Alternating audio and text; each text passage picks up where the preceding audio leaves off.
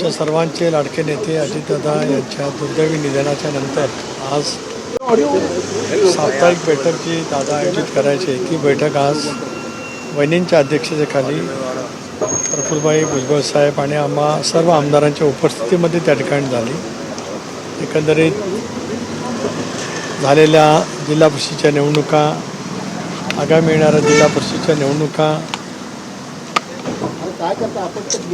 राष्ट्रवादी काँग्रेस पक्षाच्या आमदारांच्या मतदारसंघामध्ये अर्थसंकल्पामध्ये विविध करायची कामं, या सगळ्या विषयावरती सखोलपणाने त्या ठिकाणी चर्चा झाली आणि वहिनींनी अत्यंत संयमाने धीरोदात्तपणाने विधिमंडळ राष्ट्रवादी काँग्रेस पक्षाच्या आमदारांना मार्गदर्शन करत असताना आगामी कालावधीमध्ये दादांनी ज्या पद्धतीने महाराष्ट्राला गतिमान करण्याचा प्रयत्न केला त्याच पद्धतीने आमदारांना विश्वासात घेत पक्ष संघटनेला अधिक प्रभावीपणाने साथ देत पुढच्या कालावधीमध्ये वाटचाल करण्याचं आश्वासित त्या ठिकाणी केलं। प्रत्येक आमदारांच्या मनामध्ये एक आत्मविश्वास त्या निमित्ताने निर्माण झाला की ज्या पद्धतीने गेले 2-3 दिवस प्रशासकीय कामाची चुणूक वहिनींनी आपल्या पुण्याच्या बैठकीमध्ये असेल, बारामतीचा जनता दरबार असेल, राष्ट्रवादी काँग्रेस पक्षाचे निर्वाचित झालेले जिल्हा परिषद पंचायत समितीचे सदस्य असतील, या निमित्ताने त्या ठिकाणी दाखवलेली होतीच। त्यामुळे त्याच विश्वासाने दादा ज्या पद्धतीने या साऱ्या बाबी हाताळत होते तशाच पद्धतीने या समर्थपणाने हाताळतील असा विश्वास त्या ठिकाणी आम्ही निश्चितपणाने व्यक्त केला। 23 तारखेला शोकसभा आहे, 26 तारखेला राष्ट्रवादी काँग्रेस पक्षाच्या राष्ट्रीय अध्यक्षपदाची निवडसुद्धा करण्याचा आम्ही त्या ठिकाणी निश्चित केलेला आहे।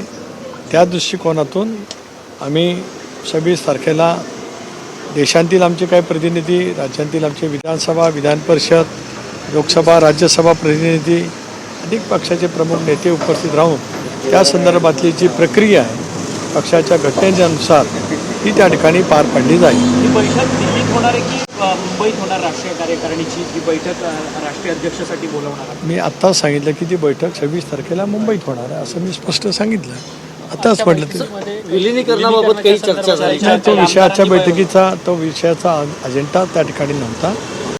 पक्ष संघटना, दादांनी केलेलं काम, महाराष्ट्राच्या संबंध समाजकारणामध्ये त्यांनी दिलेलं योगदान तेच अव्याहतपणाने पुढे ठेवण्याचं काम आपण सर्वांनी मिळून करावं, एवढी चर्चा आजच्या बैठकीमध्ये त्या ठिकाणी झाली आणि सर्वच आमदारांनी बहिणींच्या नेतृत्वावरती विश्वास दाखवत आगामी कालावधीमध्ये पक्ष संघटना मजबूत करण्याच्या कामामध्ये अधिक झोकून देऊन काम करावं असा निर्धार त्या ठिकाणी व्यक्त करण्यात आला। मंत्री नरहरी झिरवळ यांचं लाच प्रकरण, त्याबद्दल काही चर्चा झाली का? आज या विषयावरती इथे काही चर्चा झालेली नाही। ते व्यक्तिगतरित्या बहिणींची भेट घेऊन त्याच्याबाबतीत माहिती त्या ठिकाणी देतील।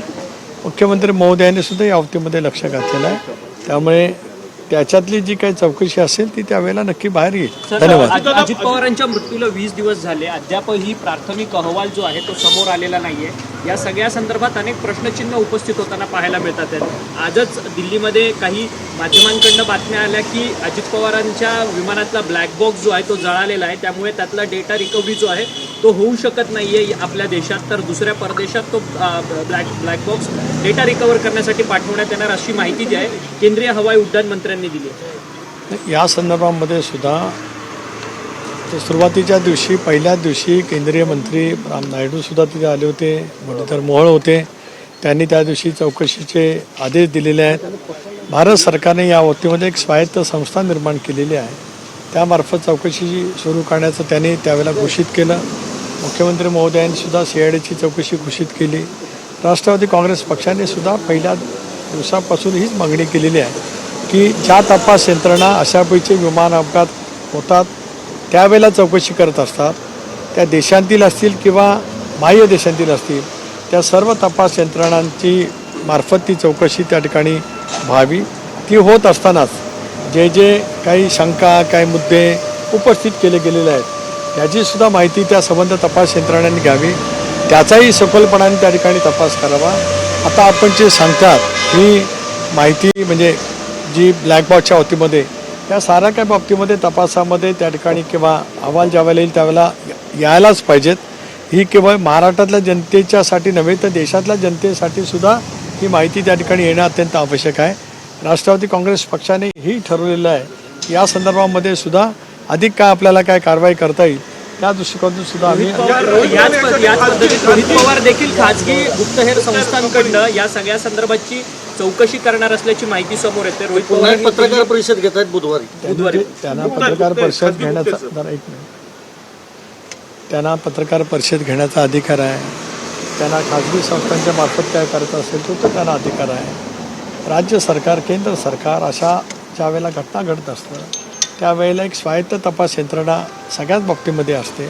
त्या तपास यंत्रणाच्या मार्फत किंवा बाह्य देशांतील तपास यंत्रणाच्या मार्फत हा तपास व्हावा अशी राष्ट्रवादी काँग्रेस पक्षाची भूमिका आहे आणि ती भूमिका आम्ही शेवटपर्यंत त्या ठिकाणी ठेवणार आहोत आणि तो तपास यंत्रणेचा अहवाल ह्या देशांतील जनतेच्या समोर यावा, तो लवकरात लवकर यावा अशी राष्ट्रवादी कांग्रेस पक्षाची भूमिका है. सर, राष्ट्रीय अध्यक्ष पद के चयन को लेकर क्या निर्णय हुआ है? इसके बारे में मैंने यही कहा कि 26 तारीख को राष्ट्रीय अधिवेशन बुला जाएगा मुंबई शहर में और उसके बारे में जो कुछ हमारे प्रतिनिधि रहेंगे, हमारे विधायक रहेंगे, चाहे विधानसभा के हो, विधान परिषद के हो, हमारे सांसद रहेंगे, हमारे वरिष्ठ नेता भी वहाँ मौजूद रहेंगे, उसमें ये बात तय की जाएगी. सर, हिरामन खोसकर यांनी विलिनीकरणाच्या संदर्भात भूमिका मांडताना बोलले की 35 आमदार जे आहेत ते विलिनीकरणाच्या बाजूने आहेत. आता हिरामन खोसकर आज राष्ट्रवादी काँग्रेस पक्षाच्या त्यांचं आज कुठेतरी काम होतं, ते बैठकीला आले.